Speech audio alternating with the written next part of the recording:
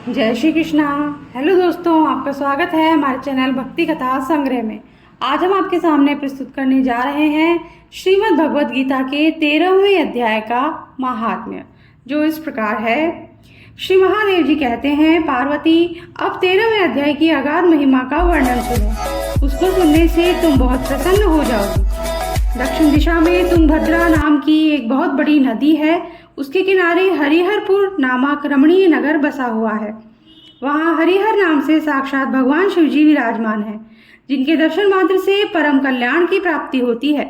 हरिहरपुर में हरि दीक्षित नामक एक श्रोत्रिय ब्राह्मण रहते थे। वो तपस्या और स्वाध्याय में संलग्न तथा वेदों के पारगामी विद्वान थे। उनकी एक स्त्री थी जिसे लोग दुराचारा कहकर पुकारते थे। इस नाम के अनुसार ही उसके कर्म भी थे। वे सदा पति को कुवाच्य कहती थी। उसने कभी भी उनके साथ शयन नहीं किया। पति से संबंध रखने वाले जितने लोग घर पर आते उन सबको डांट बताती और स्वयं कामोन्मत्त होकर निरंतर व्यभिचारियों के साथ रमण गया करती थी। एक दिन नगर को इधर उधर आते जाते हुए पूर्ववासियों से भरा देख उसने निर्जन एवं दुर्गम वन में अपने लिए संकेत स्थान बना लिया। एक समय रात में किसी कामी को न पाकर वह घर के किवाड़ खोलकर नगर के बाहर संकेत स्थान पर चली गई। उस समय उसका चित्त काम से मोहित हो रहा था। वह एक एक कुंज में तथा प्रत्येक वृक्ष के नीचे जा जाकर किसी प्रियतम की खोज करने लगी, किंतु उन सभी स्थानों पर उसका परिश्रम व्यर्थ गया। उसे प्रियतम का दर्शन नहीं हुआ। तब वह उस वन में नाना प्रकार की बातें कहकर विलाप करने लगी।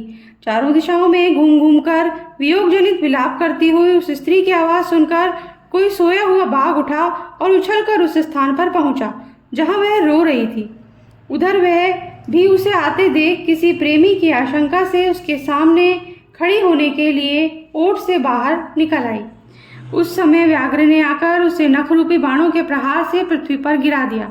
इस अवस्था में भी वह कठोर वाणी में चिल्लाती हुई पूछ बैठी, अरे बाघ, तू किस लिए मुझे मारने को यहाँ आया है? पहले इन सारी बातों को बता दे, फिर मुझे मारना। उसकी यह बात सुनकर प्रचंड पराक्रमी व्याघ्र क्षण भर के लिए उसे अपना ग्रास बनाने से रुक गया और हंसता हुआ बोला, दक्षिण देश में मलापहा नामक एक नदी है। उसके तट पर मुनिपर्णा नगरी बसी हुई है। वहाँ पंचलिंग नाम से प्रसिद्ध साक्षात भगवान शंकर निवास करते हैं। उसी नगरी में मैं ब्राह्मण कुमार होकर रहता था। नदी के किनारे अकेला बैठा रहता और जो यज्ञ के अधिकारी नहीं हैं उन लोगों से भी यज्ञ कराकर उनका अन्न खाया करता था। इतना ही नहीं, धन के लोभ से मैं सदा अपने वेद पाठ के फल को भी बेचा करता था। मेरा लोभ यहाँ तक बढ़ गया था कि अन्य भिक्षुओं को गालियां देकर हटा देता और स्वयं दूसरों को नहीं देने योग्य धन भी बिना दिए ही हमेशा ले लिया करता था। ऋण लेने के बहाने मैं सब लोगों को छला करता था। तदनंतर कुछ काल व्यतीत होने पर मैं बूढ़ा हुआ, मेरे बाल सफेद हो गए, आंखों से सूझता न था, मुंह के सारे दांत गिर गए। इतने पर भी मेरी दान देने की आदत नहीं छूटी। पर्व आने पर प्रतिग्रह के लोभ से मैं हाथ में कुश लिए तीर्थ के समीप चला जाया करता था। तत्पश्चात जब मेरे सारे अंग शिथिल हो गए तब एक बार मैं कुछ दूर ब्राह्मणों के घर पर मांगने खाने के लिए गया। उसी समय मेरे पैर में कुत्ते ने काट लिया। तब मैं मूर्छित होकर क्षण भर में पृथ्वी पर गिर पड़ा। मेरे प्राण निकल गए। उसके बाद मैं इसी व्याघ्र योनि में उत्पन्न हुआ। तब से इस दुर्गम वन में रहता हूँ तथा अपने पूर्व पापों को याद करके कभी धर्मिष्ठ महात्मा, यति, साधु पुरुष और सती स्त्रियों को मैं नहीं खाता। पापी, दुराचारी तथा कुलटा स्त्रियों को ही मैं अपना भक्ष्य बनाता हूँ। अतः कुलटा होने के कारण तो अवश्य ही मेरा ग्रास बनेगी। यूं कहकर वह अपने कठोर नखों से उसके शरीर के टुकड़े टुकड़े करके खा गया। इसके बाद यमराज के दूत उस पापिनी को संयमनीपुरी में ले गए। वहां यमराज की आज्ञा से उन्होंने अनेकों बार उसे विष्ठा, मूत्र और रक्त से भरे हुए भयानक कुंडों में गिराया। करोड़ों कल्पों तक उसमें रखने के बाद उसे वहां से ले आकर 100 मनवंतरों तक रौरव नरक में रखा। फिर चारों ओर मुंह करके दीन भाव से रोती हुई उस पापिनी को वहां से खींचकर दहनानंद नामक नरक में गिराया। उस समय उसके केश खुले हुए थे, शरीर भयानक दिखाई देता था। इस प्रकार घोर नरक यातना भोग चुकने पर वे महापापिनी इस लोक में आकर चांडाल योनि में उत्पन्न हुई।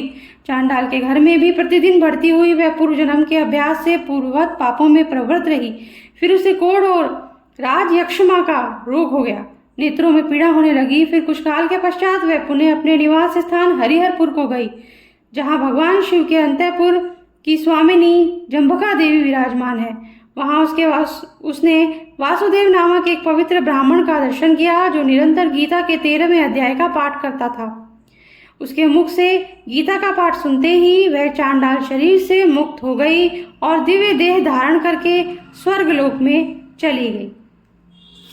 इसी के साथ आज का वीडियो हम समाप्त करते हैं। अगर आपको पसंद आया हो तो लाइक कर दीजिए और अगर हमसे कोई त्रुटि रह गई हो तो क्षमा कीजिएगा। और अगर आपने हमारे चैनल को अब तक सब्सक्राइब नहीं किया है तो सब्सक्राइब कर दीजिए, बेल आइकन प्रेस कर दीजिए ताकि हमारे आगे आने वाले वीडियोस भी आपको आसानी से मिल सके। Thank you. जय श्री हरि।